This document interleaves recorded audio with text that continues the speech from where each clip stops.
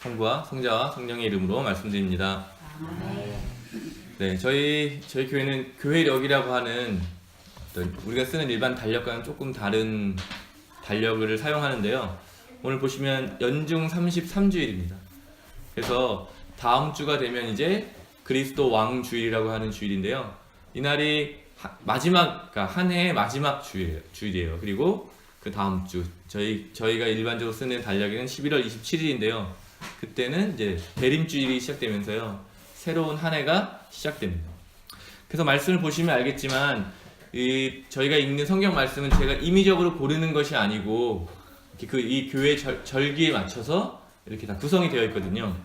그래서 이제 다시 오실 예수님에 대해서 초점을 맞추고 있는 거죠. 그래서 오늘도 이 재난의 시대, 종말, 또 우리가 마지막 때라고 부르는 그것에 대한 이야기는 사실 다시 오시는 주님에 대해서 그거를 준비하는 대림절을 향해서 우리가 이렇게 나가고 있다. 그래서 우리가 좀 전례적으로 또 교회력으로 우리가 먼저 알았으면 좋겠습니다. 우리가 주로 종교를 믿는 이유가 여러 가지 있을 텐데요. 종교 생활을 하시나요? 교회를 왜 나오시죠? 마음이 안 네. 많은 분들이 그래서 우리나라 사람들이 많이 좋아하고 또 한국 교회가 많이 좀 복 받으려고 다니는 분이 많은 것 같아요. 좋은 일이 생기라고, 또 어떤 나쁜 일은 좀 안 생기고 좋은 일이 생겼으면 좋겠다. 이런 게 아마 좀 이 밑바닥에는 좀 깔려 있는 것 같아요. 근데 오늘 성경 말씀에도 나타나지만 기독교를 믿는다는 것, 우리 그리스도교의 중심에는 어떤 그 복이라는 개념이 우리가 일반적으로 생각하는 복하고는 좀 많이 다른 것 같아요. 성경에서도 그걸 복이라고 말하긴 하는데 어떤 걸 복이라고 말하면 가난한 사람은 행복하다. 우리는 반대잖아요, 그죠? 세상에서 이야기할 때는 부자들은 행복하다, 가난한 사람들은 불행하다 이렇게 이야기하는데 성경에서는 반대로 얘기하는 거죠. 가난한 사람은 행복하다. 너희 울고 있는 사람은 행복하다. 너희 지금 고통당하는 사람들은 행복하다. 이것을 좀 우리가 이해하지 못하면 우리 신앙생활이 어떤 좀 더 깊은 데로 나아가기가 참 어려운 것 같아요. 좀 잘 살아보려고 교회를 다니는데 교회에서는 자꾸 죽으라고 하는 이야기를 많이 하죠. 죽어야 된다. 좀 이렇게 편안한 삶을 살고 싶어서 교회 다니는데 십자가를 지고 고난의 길로 가라고 자꾸 이야기를 합니다. 결국 이런 것들이 우리가 다 연결이 되는 건데요. 우리가 어떤 것을 바라야 되는가라고 하는 것이 성서가 말하는 것은 우리의 좀 더 깊은 차원으로, 더 깊은 생각을 우리 이끌어 간다고 저는 오늘 말씀을 통해서 깨닫게 되었습니다. 오늘 말씀을 읽기 위해서 첫 번째로는 좀 더 이해하기 위해서는 역사적인 사실들을 좀 알아야 될 것 같은데요. 첫 번째는 이 성전 파괴에 대한 예언인데요. 실제로 70년도, 그러니까 AD라고 하죠. 우리 70년에 로마가 예루살렘을 점령을 하는데요. 그때 성전을 완전히 파괴합니다. 그리고 다시는 이제 지금까지 성전이 재건되지 못했죠. 유대인들의 성전이 완전히 파괴되고 또 수많은 사람들이 죽고 또 성도 완전히 파괴가 되는 그런 실제 역사적인 사건이 있었습니다. 그래서 이제 이 누가복음이라든지 마르코복음의 이 성전 파괴에 대한 이야기를 기록이 되어 있는 것을 보면서 많은 성서학자들은 미래에 대한 예언이 아니라 사실 있었던 일에 대한 어떤 기록이다 이렇게 보면서 이 70년이 어떤 성서 기록의 중요한 어떤 기간이 되어서 다 대부분 70년 이후에 대부분 기록됐을 것이다. 아니면 전쟁을 했던 66년이나 그 즈음에 복음서 중에 가장 먼저 쓰여진 마르코 복음이 쓰여질 것이다. 이렇게 이야기를 하거든요. 실제로 이 성전 파괴라는 것은 그 당시 유대인들 또 기독교인들에게 있어서 굉장히 충격적인 것이었습니다. 내가 믿는 하나님이 어떤 성전이라고 하는, 하나님이 거하시는 집이라고 할 수 있는 이 성전이 파괴됐다고 하는 것은 굉장한 충격이었던 거죠. 그래서 그것을 새롭게 해석하고 있는 것입니다. 성전의 파괴라는 것이 무엇일까? 또 하나 이제 재난의 시작에 나오는 것처럼 예수님이 돌아가시고 300년 정도 지날 때까지 거의 한 300년 동안 끊임없이 박해의 시대가 이어졌습니다. 사도행전에 보면 스테바노가 돌에 맞아 죽는 첫 번째 순교가 일어나고 그 이후에 수많은 사람들이 다 순교를 당했습니다. 여기 성경의 말씀이 그냥 먼 미래에 일어난 일이 아니라 바로 이 성경을 읽는 사람들, 성경을 기록한 사람들이 살았던 그 시대에는 늘 있었던 일이었던 거죠. 부모와 형제와 친척과 친구들까지도 너희를 잡아 넘기는 일, 더러는 죽는 일들이 계속 일어나는 것이죠. 너희는 잡혀서 박해를 당하고 회당에 끌려가 마침내 감옥에 갇히게 될 것이며 나 때문에 임금들과 총독들 앞에 서게 될 것이다. 이런 일들이 바로 그들이 늘 일상에서 겪어야 할 일들이었다는 것입니다. 자, 지금 그래서 기독교인들은 늘 숨어서 예배를 드리고 또 잡히게 되면 다 뭐 아주 끔찍한 방법으로 우리가 상상할 수 있는 가장 끔찍한 방법들에 대한 그 사형 방법을 통해서 다 죽게 되었습니다. 이런 상황 속에서 이 복음서를 기록하면서 신앙이란 무엇인가를 우리에게 다시 알려주고 있는 것이죠. 여러분, 아까 제가 다시 여쭤봤듯이 어떤 때문에 신앙생활을 하시나요? 신앙생활이라고 하는 것은 우리가 어떤 현실적인 복을 위해서 다니는 것이 아니라 이러한 엄청난 죽음의 공포 앞에서도 모든 것이 끝날 수밖에 없다라고 하는 그 앞에서도 평화를 누릴 수 있는가. 그것이 바로 성서가 말하고 있는 신앙의 본질의 이야기인 것 같습니다.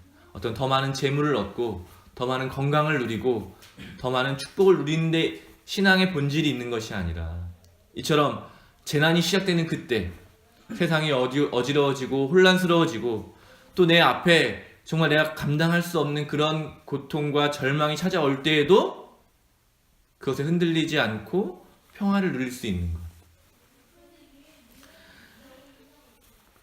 예수님이 제자들을 처형했던 많은 사람들이 놀란 가장 첫 번째는 어떻게 죽음 앞에서 이렇게 의연하게 죽음을 받을 수 있는가라는 것이었습니다. 실제 2세기에 주교로 있던 순교자였던 이레니우스는 그 신자들한테 편지를 썼어요. 편지의 내용이 여러 가지가 있지만 그 중에 하나는 내가 이 순교의 길을 완수할 수 있도록 도와달라. 그러니까 자기를 구출하려고 하거나 자기가 그 죽는 것을 막으려고 뭐 배교를 하게 한다거나 뭐 그런 설득하려 하지 말고 내가 마침내 예수님이 십자가의 길로 우리에게 구원을 완성하신 것처럼 나도 이 순교의 길을 완성할 수 있도록 나를 위해서 기도해달라. 이렇게 그 신자들에게 편지를 쓴 편지가 지금 남아 있습니다. 어떻게 해서 그런 그 생각을 하게 될까요? 어떻게 정말 죽음의 공포 앞에서도 평화를 누리게 될까요? 세상이 시끄러워지고 전쟁의 소문이 나고 뭐 자연재해의 소문이 나면 오늘 예수님이 말씀하신 것처럼 거짓 그리스도들이 나타나죠. 그리고 그 두려움과 공포를 이용해서 사람들을 정말 잘못된 길로, 정말 영원한 죽음의 길로 이끌어갑니다. 그만큼 공포와 두려움이라고 하는 것은 우리가 그러니까 올바른 삶을 참다운 삶을 살아가는데 큰 방해가 되는 것입니다. 그래서 예수님이 이렇게 말씀하고 계시죠. 마지막 때라도 너희는 두려워하지 마라. 너희 앞에 그 고난이 닥쳐와도 너희는 두려워하지 마라. 너희가 설사 죽음의 앞에 위험에 처해 있더라도 두려워하지 마라. 그리고 이 두려워하지 말라는 것은 그냥 말로만 그치는 것이 아니라 우리가 살아계신 하나님, 지금 우리 안에 살아계시는 또 우리와 함께하고 계시는 그 하나님을 경험하게 될 때 비로소 가능하게 된다는 것입니다. 그냥 머리로는 도저히 할 수 없죠. 머리로 이해한다고 해서 죽음의 공포에서 벗어날 수 없습니다. 내가 그냥 인정한다고 해서 이런 배신과 전쟁의 소문에 있어서도 공포와 두려움에서 벗어날 수 있는 것이 아닙니다. 무엇보다 우리가 명심해야 될 것은 우리의 믿음의 대상인 하나님을 우리가 직접적으로 경험하는 일, 그리고 그 안에 거하는 일, 그것이야말로 이런 세상의 종말과 재난의 소리에도 흔들리지 않는 그런 평화의 마음을 가질 수 있는 근거가 된다는 것입니다. 그게 우리가 늘 이야기하는 하나님의 자비를 경험하는 것, 하나님의 사랑을 경험하는 것이겠죠. 그런데 저 말씀드린 것처럼 왜 그러면 뭐 우리가 흔히 말하는 부귀, 명화를 왜 멀리해야 되느냐? 그런 것들은 이 오늘 성전에도 말했지만 아름다운 돌과 예물로 화려하게 꾸며져 있는 것 같은 이런 축복은 오히려 하나님을 만나지 못하게 하는 방해가 되기 때문인 것이죠. 돈을 추구하는 사람들은 하나님을 만나기가 어렵다고 성경에서 계속 이야기하고 있죠. 높은 자리에 있는 사람일수록 하나님을 만나기 어렵다.